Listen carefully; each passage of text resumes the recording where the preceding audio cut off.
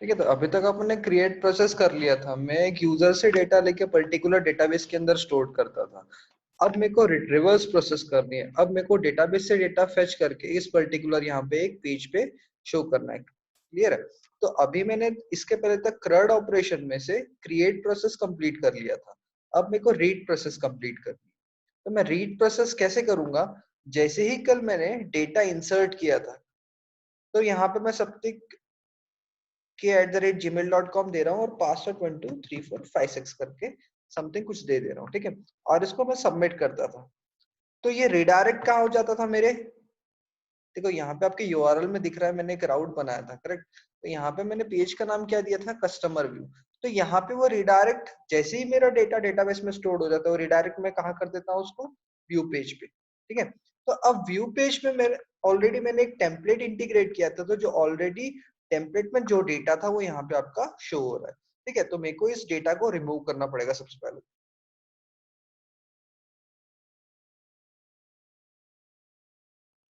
मैं यहाँ से पूरा डेटा रिमूव करते जाऊंगा।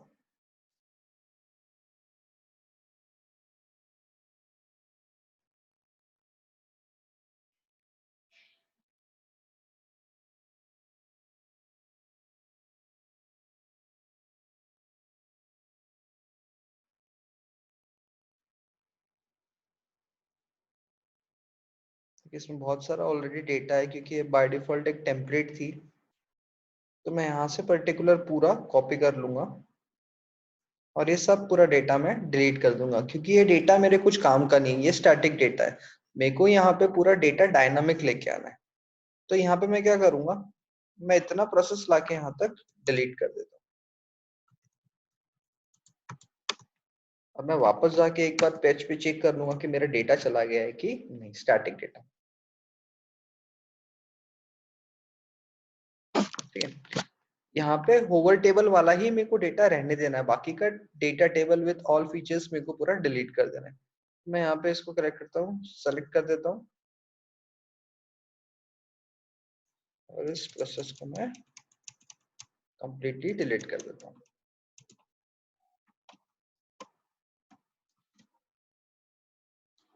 ठीक है, राइट नाउ मेरे पास दो रोज है। ठीक है, तो मेरे पास अभी डेटाबेस में क्या क्या स्टोर्ड है? एक आईडी, ईमेल एंड पासवर्ड। ठीक है, तो मैं यहाँ पे क्या करता हूँ, मैं कॉन्फ़िगर करता हूँ। डीएच में मैं सबसे पहले मेरे को देना है, यहाँ पे मैं दे दूंगा इसको आईडी। सेकेंड वन मेरा रहने वाला है यहाँ पे ईमेल। थर्ड वन रहने वाला है मेरा यहाँ पे पासवर्ड। और इसके बाद मैं मेंशन करने वाला हूँ मेरा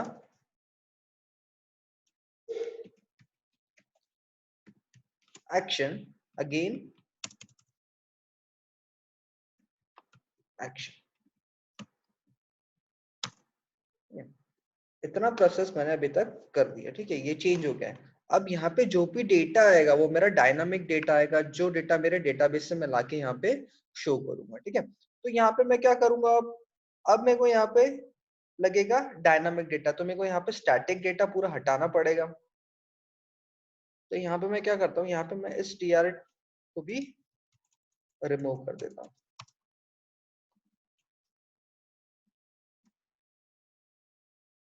ठीक है, अभी के लिए मैं इस रो को रहने दे रहा हूँ। ठीक है, अब मेरे को क्या करना पड़ेगा, मेरे को सबसे पहले डेटा तो डेटाबेस से रिटर्न लेके आना है। ठीक है, तो मैं क्या करता हूँ उसके लिए, मेरे को सबसे पहले तो एक कंट्रोलर में जाके मेरे को एक फंक्शन बनाना पड़ेगा। ठीक है, तो अब कंट्रोलर कहाँ रहता है? मेरे ऐप फोल्डर के HTTP फोल्डर के कंट्रोलर फोल्डर्स के अंदर। करेक्ट, तो यहाँ पे मैंने बनाया था मेरा कस्टमर कंट्रोलर। ठीक है, कस्टमर कंट्रोलर मैंने बनाया यहाँ पे। अब कस्टमर कंट्रोलर में यहाँ पे बनाया, तो इसके अंदर मेरी मेथड थी कौन सी? मैंने इसके पहले शो नाम की मेथड बनाई थी, जो क्या करती थी, पर्टिकुलर आपको टेबल शो कर देती थी। ये ना, तो अब मेरे को क्या करना है, टेबल तो दिखाना है, बट टेबल के साथ साथ मेरे को क्या दिखाना है? उस टेबल का डेटा, जो मैं क्या लेके आऊंगा, डेटाबेस से फेच करके दिखाऊंगा उस पर्टिकुलर टेबल के अंदर। ठीक है, तो सबसे पहले अब मैं क्या करूंगा, इसमें कॉन्फ़िगर करूंगा। अभी तक मैंने क्या किया था, अभी तक मैंने सिर्फ टेबल रिटर्न किया था, बट टेबल के साथ मैंने डेटा रिटर्न किया था क्या? नहीं। तो मेरे को यहाँ पे अब मेंशन करना पड़ेगा कुछ आर्गुमेंट्स। ठीक है, तो मैं यहाँ पे लिखता हूँ कस्टमर स्पेस डॉलर कस्टमर। ठीक है, अब क्या करता हूं मैं, मेरे को डेटाबेस से डेटा रिटर्न लेके आना है। तो अगर मैं डेटाबेस से डेटा रिटर्न लेके आता हूं, कहीं ना कहीं तो मेरे को एक वेरिएबल के अंदर उसको स्टोर करके रखना पड़ेगा। तो मैं क्या लिखता हूं यहाँ पे, customer equals to I am accessing some data of particular your database। तो क्या मैं ऐसा लिख सकता हूं यहाँ पे db स्कोप रेजोल्यूशन, और स्कोप रेजोल्यूशन के बाद मैं यहाँ पे लिखूंगा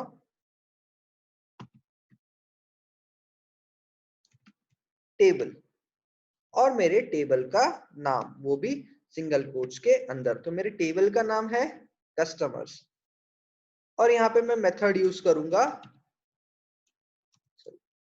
I am using particular get method. ठीक है, तो जैसे ही मैं कोर पीएचपी में प्रिंट अंडरस्कोर आर मार के देखता था कि मेरा डेटा आया है या नहीं आया है, करेक्ट, तो मैं यहाँ पे क्या चेक करूंगा, मैं यहाँ पे एक फंक्शन यूज करूंगा dd नाम का, जो क्या करता है as a print underscore R जैसा ही काम करता है। ठीक है, अब मैं यहाँ पे चेक करता हूँ कि मेरा डॉलर कस्टमर में कुछ डेटा आया है या नहीं आया है। क्लियर है, तो मैं कैसे करूंगा उसको, अब मेरे को इस पर्टिकुलर शो मेथड को हिट भी करना पड़ेगा। तो मैं इसको क्या करता हूँ, मैं इसको कंट्रोल शिफ्ट आर करता हूँ एक बार। अब यहाँ पे क्या बोल रहा है, class app slash http slash controllers db not found. ठीक है, तो यहाँ पे मेरे को ऊपर जाके यहाँ पे मेंशन करना पड़ेगा कि I am using particular db, correct. तो यहाँ पे जाके ये डेटा आपको शो हो जाएगा। ठीक है, अब देखिए यहाँ पे एरे 2 पे देखिए 0 इंडेक्स पे आपका कुछ एक डेटा आया है जो ऑलरेडी डेटाबेस के अंदर स्टोर्ड है। ठीक है, तो मैं दिखाता हूँ आपको वही डेटा है या नहीं।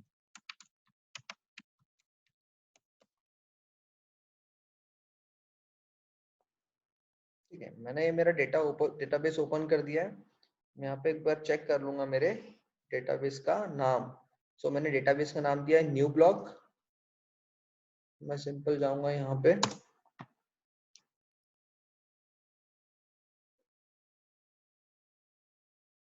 न्यू ब्लॉक नाम का मैं डेटाबेस यहाँ पे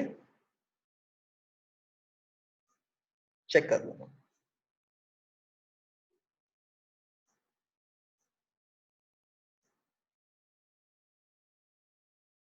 ठीक है, तो देखिए मेरा a@gmail.com स्टोर्ड है और k@gmail.com। क्लियर है, तो यहाँ पे अब मैं क्या करूंगा, अब मेरे को देखना है कि मेरा कौन सा डेटा आया है। देखिए यहाँ पे 1 इंडेक्स पे मैंने जो डेटाबेस में स्टोर्ड है वो डेटा आ गया अगेन। क्लियर है, अब सेकंड आईडी पे क्या आया है मेरा k@gmail.com। ठीक है, तो अब ये डेटा को मेरे को कहाँ पहुंचाना है, पर्टिकुलर मेरे इस व्यू पेज पे। तो मैं डायरेक्टली इस डेटा को व्यू पेज में नहीं दिखा सकता। ठीक है, अब जब मैं कोर पीएचपी यूज करता था तो वहां पे जब भी मैं डेटा शो करता था तो ऑलवेज डेटा किस फॉर्म में डेटा शो होता था आपका, एक की के साथ साथ उसकी वैल्यू पेयर भी स्टोर होती। तो ये चीज याद रखना है आपको कि जब भी डेटाबेस से डेटा रिटर्न आता है तो ऑलवेज किस फॉर्म में आता है, ऑलवेज एसोसिएटिव एरे के फॉर्म में डेटा रिटर्न आता है। ठीक है, तो अब मेरे को क्या करना है, अब इस डेटा को मेरे को उस पेज पे लेके जाना है। कहाँ पे, कहाँ पे लेके जाना पड़ेगा मेरे को इस डेटा को, उस पर्टिकुलर व्यू पेज पे। ठीक है, अब यहाँ पे मेरे को उस डेटा को व्यू पेज पे लेके जाना है, तो मैं डायरेक्टली तो लेके नहीं जा सकता, तो मेरे को यहाँ पे एक फंक्शन यूज करना पड़ेगा। ठीक है, अब यहाँ पे मैं कोर पीएचपी तो यूज नहीं कर रहा हूँ, अब मेरे को यहाँ पे लारावेल की कुछ नई चीजों का यूज करना है, या यहाँ पे कुछ एडवांस चीजों का यूज करना है। बट बेसिकली जो यहाँ पे मैं लिख रहा हूँ, it is not a function of your Laravel, it is a function of your particular PHP. Correct, तो यहाँ पे मैं यूज कर रहा हूँ अभी कॉम्पैक्ट फंक्शन, जो क्या करता है वैल्यू के साथ साथ उसका वैल्यू की के साथ साथ उसकी वैल्यू भी लेके जाता है उस पेज पे। ठीक है, तो मैं यहाँ पे लिखता हूँ, मेरा क्या हो गया, ये कस्टमर हो गई मेरी की, देन कॉमा, उसके बाद सिंगल कोट्स के अंदर ये मेरा क्या हो गया, वेरिएबल, और इसके अंदर ही मेरी वैल्यू स्टोर होने वाली है। क्लियर है, तो अब यहाँ पे कस्टमर क्या हो गई, आपकी लेफ्ट साइड की वाली आपकी की हो गई और राइट साइड की आपकी वैल्यूज हो गई। क्लियर है? अब मैं इसको वापस जाता हूँ और एक बार कंट्रोल शिफ्ट आर करता हूँ। क्लियर है? अब मैं जाऊंगा व्यू कस्टमर्स पे। व्यू कस्टमर्स पे मेरे को डेटा तो नहीं दिखा, ठीक है, ऐसा डायरेक्टली आपको डेटा नहीं दिखेगा। क्लियर है? अब डेटा क्यों नहीं दिखा?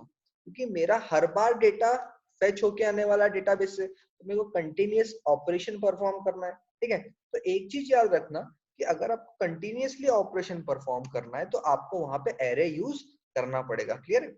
अब एरे कहाँ पे आप यूज करोगे? ठीक है, तो एरे को लिखने का तरीका पीएचपी में कुछ अलग तरह, ठीक है, जैसा मैं कोर पीएचपी में सीधा फॉर ईच लिख देता था या व्हाइल लिख देता था, बट यहाँ पे थोड़ा लिखने का तरीका थोड़ा अलग है। क्लियर है?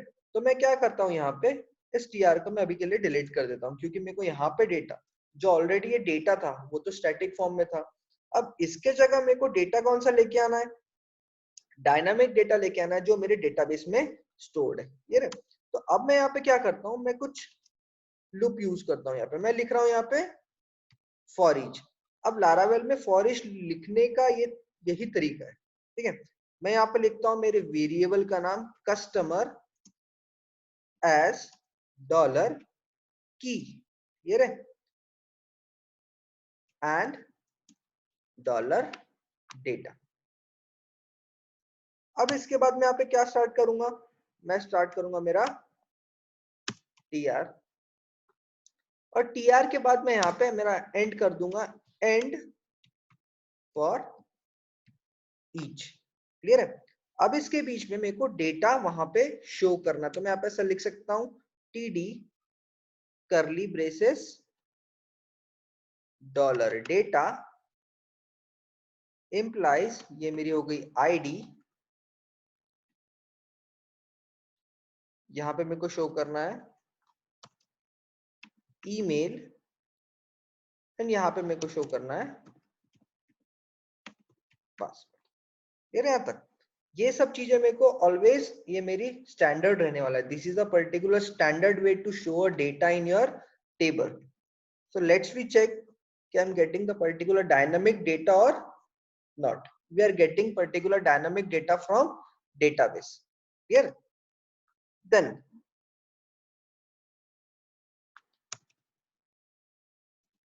in next video we will learn about how to delete a data from database using delete button, and after that we will work on edit. Okay.